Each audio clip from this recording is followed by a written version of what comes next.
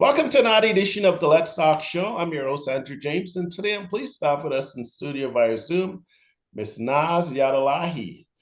Ms. Nas is a presidential candidate in the local 79 election. I'm pleased to welcome Ms. Nas Yadollahi. Thank you for having me. Good to be here. Welcome, Nas. It's so nice to see you after, so many weeks, For folks watching this video who don't know who you are, can you tell us a little bit about yourself, please? Yeah, that's a great question, actually, and I appreciate it because we don't really get to do this much when we're on the campaign trail. We actually don't have a lot of time to spend with members, and when we do, we like to talk about the platform. But really quickly, I came to Canada when I was 8 years old with my family. We immigrated here from overseas, and I came here with my mom and dad and my siblings, sort of experiencing immigrant life and watching them having to go through the things that they had to go through to try to fit in. And ultimately, my mother became an early childhood educator here and was actually a local 79 member for about 2 decades. My father is an engineer, and my sister also was a City of Toronto employee for close to 2 decades as well. And my brother was an engineer here. And, I think navigating life as an immigrant here really has helped inform and enhance my understanding of a lot of people and their struggles and what they're struggling with on a daily basis in terms of just trying to get by and make ends meet. So that's been, I think early we thought it was a curse, but it's actually been a blessing to be able to have that experience. And I got involved, my activism began in the early 2000s during the anti-war movement and when I was a student at the University of Toronto, and really has moved forward since then into other pieces, the housing crisis, and sort of being active in a lot of different social justice issues. One of the things that more recently, but I actually can't believe it's been almost 20 years, that has really shaped the way that I see things and why I'm involved the way that I am is the unexpected death of my brother in 2004 due to gun violence in the city. And, initially, when you're in shock, you sort of go through the motions, you're grieving, and that happens over a very, very long time because we are a very close family. But especially in the past few years, I've really had an opportunity to look at his death from a different angle and really think about what drives people, what could possibly motivate someone to take somebody else's life. And so much of this goes back to the social determinants of health, right? So it's how people, it's the economics of someone's life, it's their social surroundings, it's so much of this stuff is when we talk about systemic issues, like so much of it is systemized and it's become normalized. So when we see gun violence, we automatically point to the person who's pulled the trigger as the perpetrator, as like the thing that we need to fix. But really, for me, what we need to fix is why we allow these things to happen. In that, where did that person come from? What was their economic upbringing, and I mean, you really have to become desperate to do something like that. So, what pushes people to the point of desperation? And it has a lot to do with like I mentioned earlier, the social determinants of health, which have multiple layers attached to them. When we hear often in the city, we talk about revitalizing communities. Those are really gentrifying communities. We're actually pulling communities apart. We're taking people's safety nets and familiarities away from them. When young people don't have opportunities for jobs and to make a decent income and living and to take care of their families, that impacts them, right? So I think we can take our experiences and allow them to shape us and inform us in meaningful ways so that we can do better with those experiences. And so immigration and the loss of my brother have really lent to trying to do things with my experiences that hopefully will benefit others.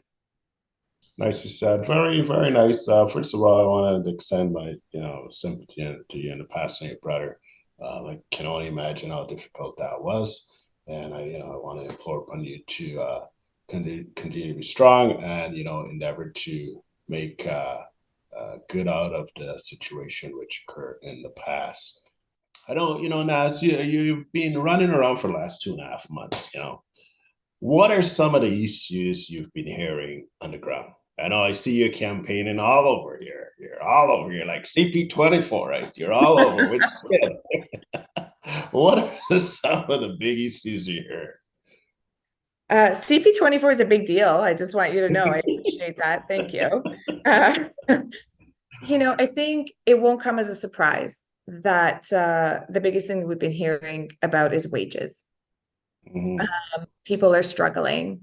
Their wages are not keeping up with the cost of living, inflation, interest rates. Anyone who's trying to reevaluate a mortgage or anything right now is really feeling it. So wages being the big thing. So scheduling across the city. Mhm. People are feeling like their workload is increasing. But so that informs us that there's a retention issue. We know there's been a retention issue. The city is not able to retain workers in the same way that it used to be. Health and safety in the workplace is an issue. Workplace morale is an issue. So lots of issues. There's always lots of issues, but the number one pressing issue has been wages and scheduling. It's I'm not into politics, so I can watch elections and see the numbers and so on. And when you look at the number of people that take participation in these local elections, sometimes it's dramatic. The number of people vote to the number of members that you have. Through your own lens, why is it important for folks to participate and be engaged and part of this whole electoral process? The strength of a union is in its membership. Unions would not exist without members. One of the things I like to remind folks is like the fundamental difference between a union and a corporation.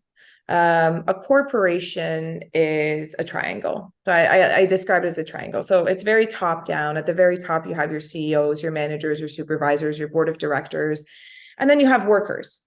And workers, by and large, abide by the policy, procedure, practices, and expectations of their employer. And they execute whatever the employer wants them to do. That's the agreement. That's what they sign. That's what they're expected to do.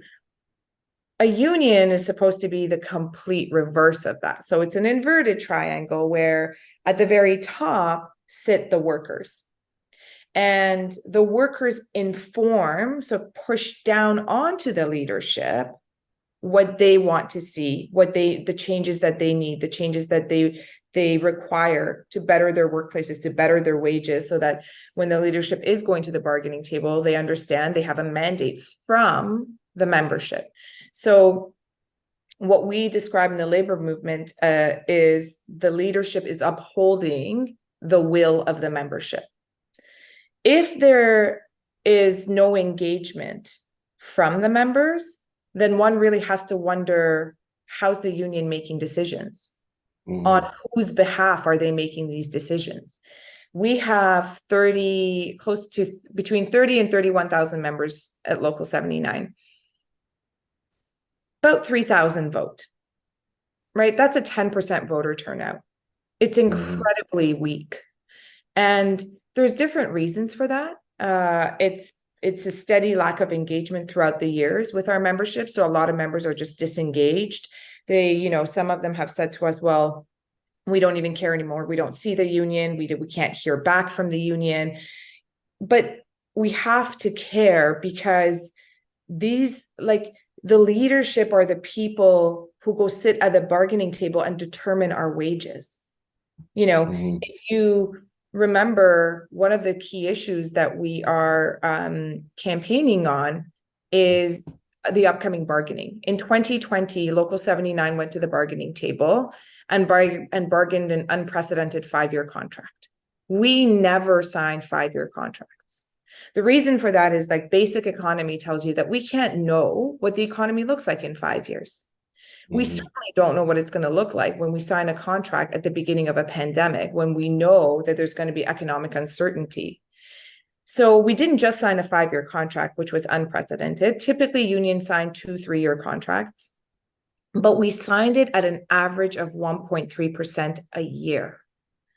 That has been devastating for our members because inflation has hovered around anywhere between 3 to 8%. So we've been in the minus. We're going to be in the minus for the next year before we go back to the bargaining table. So, when we've asked the leadership why they bargained 1%, they said that the membership wanted benefits, wanted them to bargain benefits over wages. Mhm. Do we really want sunglasses over food on our table? Do we really want, orthotics over a roof over our head? I mean, unions were created to bargain wages and safe working conditions. Benefits came much later. So the idea that the membership wanted to bargain benefits over wages is sort of something that I can't understand. And a lot of our members have questioned. But here's the issue. And this is where transparency comes in, right? If the local sends out a survey and says, what are your priorities for when we go to the bargaining table? But they never come back to the membership and say, so we sent a survey out to 30,000 people, but we only heard back from 1,500. And here's what we heard back. Then Mhm. how can I truly take for face value when I'm told members wanted to bargain benefits over wages? How do I know? Right? So lack of engagement coupled with lack of transparency, and here we are sitting at 1.3% and being told that it's because we the workers wanted benefits over wages. I know that's not what I asked for. So to your point, this is like, it's important because there's a lot happening, there's a lot at stake, and that's why it's important for folks to be involved. A union cannot be successful without the full participation of its membership. Very well said, Nas. But Nas, I got a little bit of background on the other side with 416 and this and that. Um, uh, I would want to disagree with you respectfully because my position on the 5-year deal is this. Through my own lens, I believe that the 5-year deal, we're not going to get into whether or not it's a good deal, but in terms of stability, I think, we saw labor peace for 5 years. And I think that's a great thing. Would you agree or disagree with that?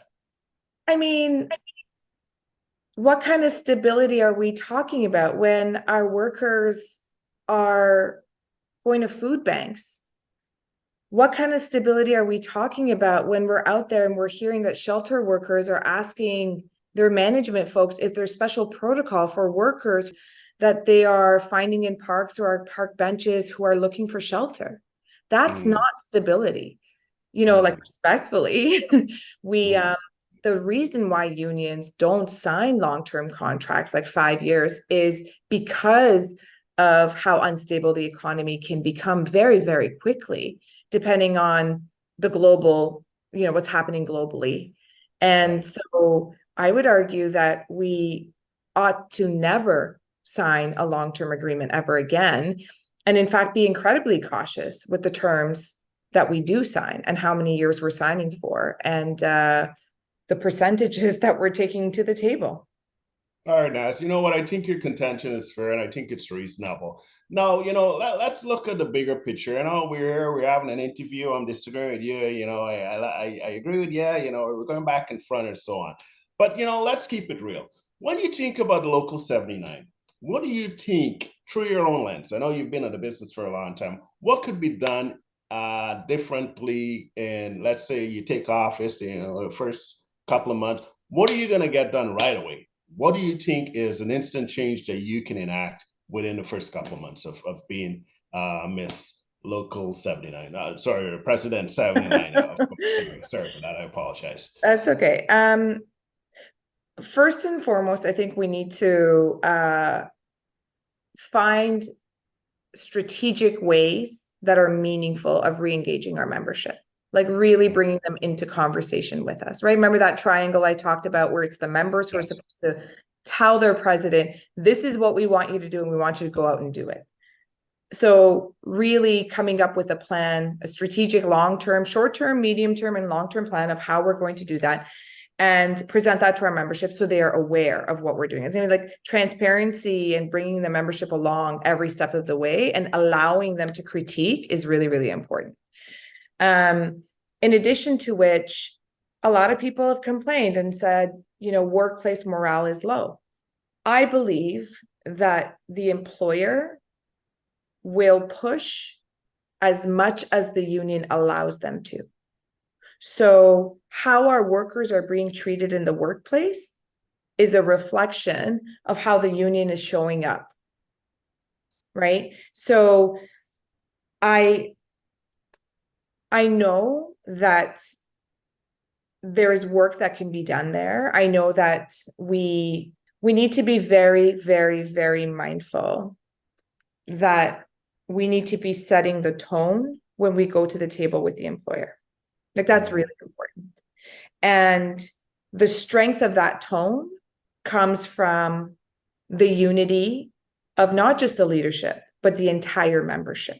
So when I go sit at the table with the employer, I'm not talking to the employer about this is what I and the executive committee want, but I am saying this is what my membership has tasked me with. How are we going to get there? Right. Are you folks coming along? Are we going to be able to do this together? Yes. Great. No, I guess we're going to have to do, find creative ways of making sure our members' concerns are addressed. All righty. So more of a membership based, collaboratively, with feedback, tangible empirical evidence evidence based from your members. This is the expectation. This is what we want. And together, let's come together and solve the problem. All right, fair enough. I kind of like Absolutely. that. All right. Ms. Nas, we're just punching up against time here, but we're getting into the spice of this interview. Just the big question of the day is this: we've seen you around where you got your nice bright smile, you're advertising for Colgate or whoever you're working for, you're great, you're saying a lot of good stuff, which is fantastic. But why should members vote for you? Why should the election is November 27th online and this and that? We all know that, but why should I put a tick beside your name and your team's name? Well, it's certainly not just me, right? I'm running with a team that I'm very proud of. We're on the same page with a clear message and clear agreement on issues. And we want to work together as a team to get things done at the local. But in addition to that, we have an incredibly diverse and experienced team, right? So we have former president on our team. We have Keith Fearing, who's running for first vice president, won a national health and safety award for the health and safety work that he's done at the local for over 12 years.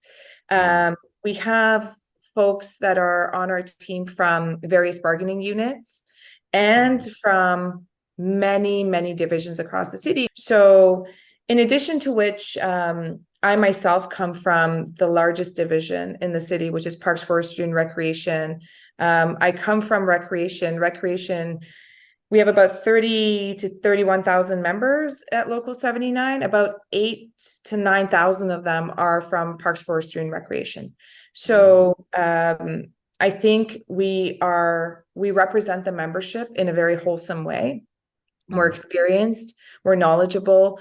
We have prosecutors on our team. We have people from shelters on our team, long-term care, IT, engineering. So I think we're very well positioned to represent the membership in the manner in which they need to be represented. Nas, it was very nice talking to you. I mean, I look forward to seeing the results. It's voting is for folks. Just a reminder: if you haven't checked your mailbox, get your envelope out and go and make your choice. Just in closing, Nas, any closing thoughts? Yeah, that's great. Thanks for allowing me just to close this off. This is a big deal. This is a big, big election.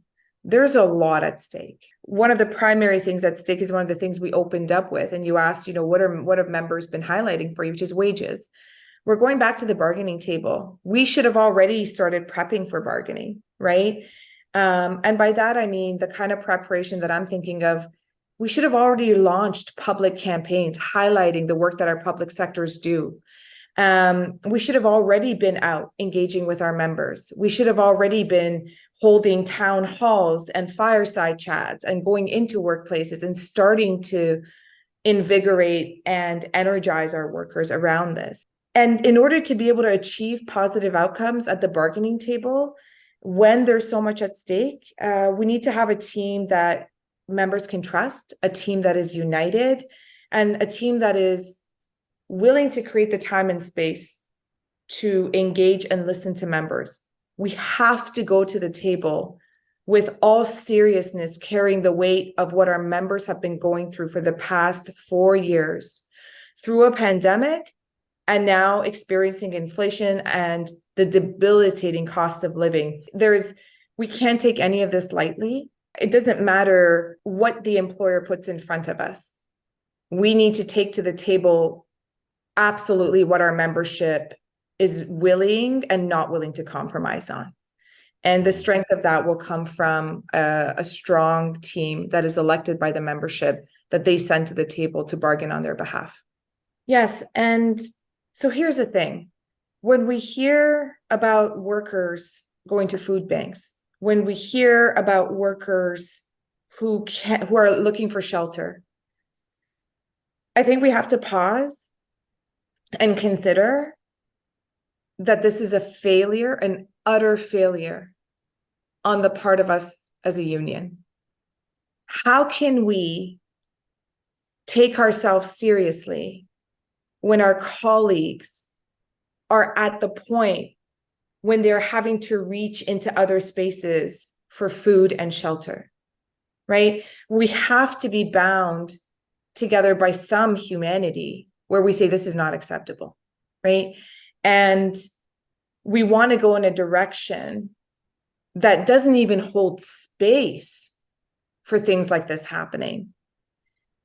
And like, we have to consider that while some of our workers are full-time workers, many of them are not. Many of our workers are part-time workers. Like I said, I come from the largest division in the city, and the largest part-time complement comes from Parks, Forestry, and Recreation.